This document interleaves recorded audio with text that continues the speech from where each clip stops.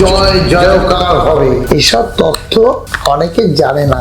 আমার টিপস নিয়ে আঙুল উঁচু করে গল্প করে। এরা ভাববে মামা কি করে বার করে। এটা কোন দিন করতে হবে? মামা তথ্যগুলো জানে প্রত্যেক রবিবারে করতে হবে। মাসে 4টে রবিবার করতে হবে। 4টে রবিবার করতে হবে। দেখবেন আপনার জীবনটা কোথায় থাকে।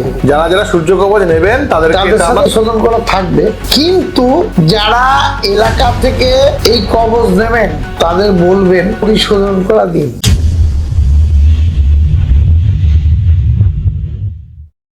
দু 2026-এ সূর্যকে কিভাবে জয় করবে, রবি গ্রহ সূর্য কিভাবে জয় করবেন আপনারা জানুন, শুনুন। যেমন সূর্য কবচ আপনারা ধারণ করেছেন, তাহলে এই কবচের সঙ্গে একটা ক্রিয়া করুন, দেখুন না কি ক্রিয়াটা করলে কিভাবে গ্রোথ, আয়, উন্নতি, বিভিন্ন রকম সমস্যা থেকে মুক্তি পাবেন। এই হোমযজ্ঞ দ্বারা শোধন করা একটা বস্তু, এই বস্তুটা কি জানবেন, শুনবেন, টোটাল ভিডিওটা দেখবেন, কেটে কেটে দেখে মামা এটা কি করব, এটা কোন সময় লাগাবো, কথা হবে না। এই যে বস্তুটা দেখাচ্ছে এটা চেনেন, এই বস্তুটাকে চেনেন, দেখুন এই বস্তুটা চেনেন, এটা মৌরি, এটা মৌরি।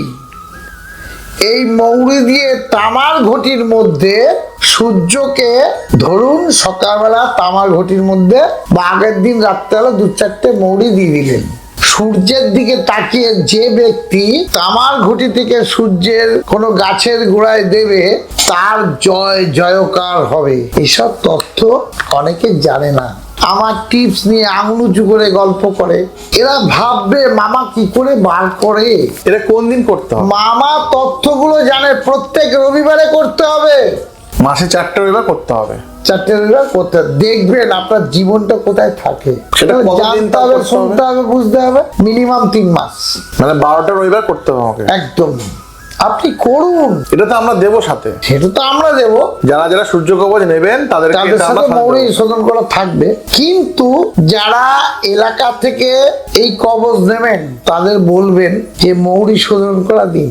প্রত্যেক রবিবারে 2-4টে করে দানা তামার ঘটির মধ্যে দিয়ে দিন। আগের দিন রাত্রে দিন, পরের দিন সকালবেলা সূর্যকে প্রণাম করুন, কোনো গাছের গোড়ায় ঢেলে দিন। দেখুন আপনার যেরকম গাছ গ্রোথ দেবে, আপনার জীবনে এরকম গ্রোথ দেবে।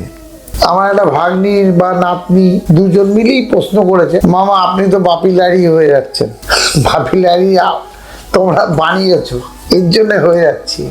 বাপিলারি তোমরা বানিয়েছো, আমি এর জন্য হচ্ছি। তোমরা ঈশ্বরের কাছে প্রার্থনা করো দাদু বা মামা যেন সুস্থ থাকে, ভালো থাকে। আর একটা প্রার্থনা করতে বারবার করে বলি, আমি অতিরিক্ত সিগারেট খাই, এটা ভিডিওতে বলা অনুচিত, কিন্তু আমি কেন বলি, তোমরা আশীর্বাদ করো দাদু বা মামা সিগারেট খাওয়াটা যেন একদম কমিয়ে দেয়। আশীর্বাদ? তোমাকে সিগারেট খাওয়ার টাকা দেয় লোকেরা।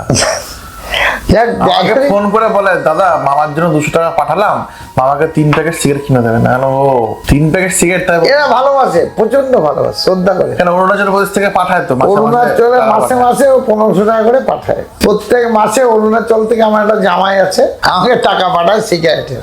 আমি ঈশ্বরকে প্রার্থনা করবো তোমরা সুস্থ থাকো, ভালো থাকো। এই যে মৌরির গল্পটা করলাম, মৌরির গল্পটা তোমাদের এলাকা থেকে করো, দেখো তোমরা কোথায় থাকবে, কিভাবে চলবে, কিভাবে অগ্রদিক পেয়ে যাবে।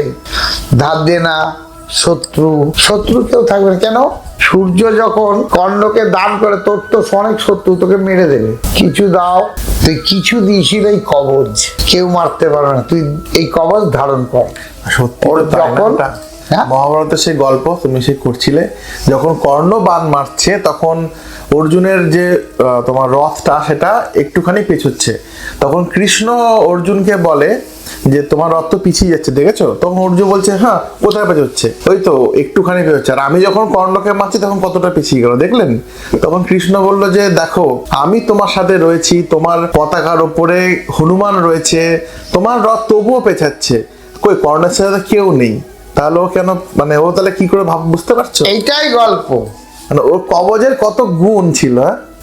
এই গল্প তোকে করেছি, এরা একটা ভিডিওতে ছেড়েছে, বলে মামা আমি একটা ভিডিও ছেড়েছি, এই গল্প তোমার এই তথ্যটা নিয়ে আমি গল্পটা ছেড়েছি। যারা একটু পৌরাণিক লোক বা তথ্য নিয়ে কিছু জানে, মহাভারতই আছে এগুলো, তারা কিন্তু টোটালটাই জানে। তা আমি ঈশ্বরের কাছে প্রার্থনা করে বলবো আপনারা সুস্থ থাকুন, ভালো থাকুন, মামার কাছে আসুন, কোনো টাকা পয়সা কিচ্ছু লাগে না।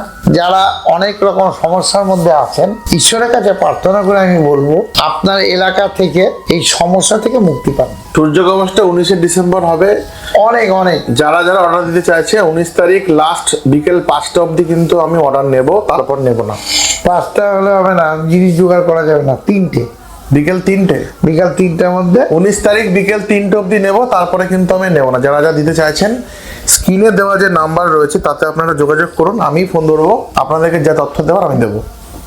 কিন্তু ফোন করবেন সকাল 10টার পর। 10টা থেকে ফোন ধরি, রাত 10টা অবধি। আপনারা সুস্থ থাকুন, ভালো থাকুন, আর রানীমাকে একটু শ্রদ্ধা করে চলুন। নৈহাটিতে আসুন, নামুন, নেত্রালোক চোখের হসপিটাল, মামার বাড়ি যাবো বলে যে XYZ সবাইকে দেখিয়ে দেবে, বা পোস্টারে লোকেশন করা আছে, বলবেন 6 নম্বর নেত্রালোক নামবো, ফোন করলেই হয়ে যায়, ফোন করবেন, ফোন করবেন, আমরা সব বলে দেবো। আজ এই পর্যন্ত, আপনারা সুস্থ থাকুন, ভালো থাকুন।